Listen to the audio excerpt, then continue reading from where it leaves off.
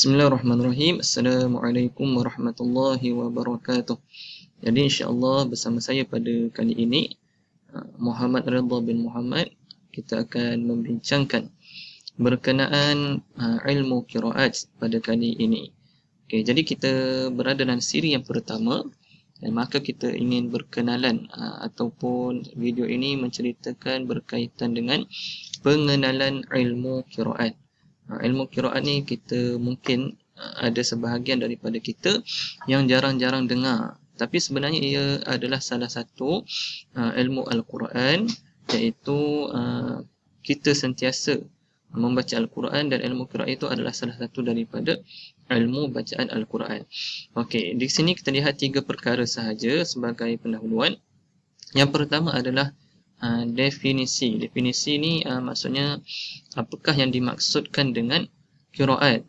Qiraat ni daripada sudut bahasa adalah pelbagai bacaan ataupun wajah bacaan. Dari sudut bahasa, pelbagai bacaan, qiraat, pelbagai bacaan, bacaan yang pelbagai. Kemudian daripada sudut istilah, ilmu qiraat adalah satu ilmu cara menyebut kalimah Al-Quran dan khilafnya yang diambil atau disandarkan daripada guru kita. Maknanya ilmu qiraat ini adalah ilmu cara menyebut Al-Quran, ayat-ayat Al-Quran. Contohnya paling mudah kita lihat pada suratul Fatihah. Contohnya ada bacaan Maliki, Maliki Yaumiddin. Ada juga bacaan Maliki Yaumiddin, dan juga bacaan-bacaan yang lainlah. Boleh kita lihat dalam video saya yang sebelum ni, ada berkaitan dengan bacaan qiraat 10 dari sudut suratul Fatihah. Boleh lihat video saya yang sebelum ini. Dan juga bacaan-bacaan ini kita lihat daripada sudut maksud dia mesti kita ambil daripada guru kita. Maksudnya kita bertalaki secara musyafahah, iaitu kita bertalaki mulut ke mulut dengan guru kita. Guru kita ajarkan kepada kita bacaan-bacaan Al-Quran ini. Bukannya kita ambil sendiri daripada kitab ataupun kita cipta sendiri bacaan-bacaan Al-Quran ini, tak ada. Kita mesti ambil bacaan Al-Quran ini daripada guru kita. Ini adalah maksud ilmu qiraat, bacaan yang cara-cara menyebut bacaan ataupun kalimah Al-Quran. Kemudian yang keduanya kita lihat bagaimana ataupun daripada mana sumber ilmu qiraat ini, daripada mana datangnya bacaan-bacaan Al-Quran ini.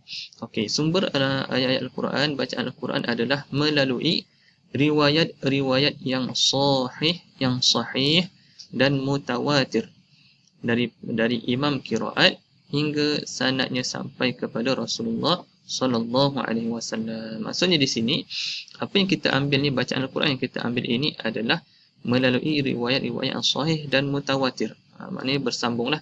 Sanad tu bersambung. Kalau kita ambil daripada guru kita, kita kata tadi talaqi musyafahah tadi, ambil daripada guru kita ambil daripada guru beliau, sehinggalah bersambung sampai kepada imam qiraat. Sampai kepada imam qiraat. Kemudian daripada imam qiraat ni sambung sanad dia sampai kepada Rasulullah. Maknanya kat sini bacaan ini sahih. Al-Quran ini mestilah wajib sahih dan mutawatir, sanadnya sampai kepada Rasulullah. Ini adalah sumber bacaan Al-Quran ataupun ilmu qiraat. Kemudian yang ketiganya kita lihat apakah faedah kita mempelajari ilmu qiraat.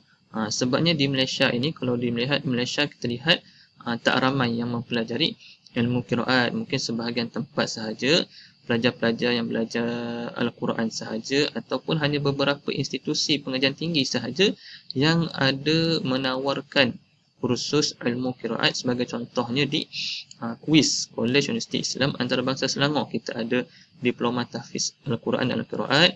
Kita ada degree di KUIS, ada degree tahfiz Al-Quran, degree Al-Quran dan Al-Qiraat, kepujian, dan juga kita ada sarjana pengajian ilmu qiraat. Jadi kita belajar qiraat ini tak ramai sebenarnya yang mempelajari ilmu qiraat.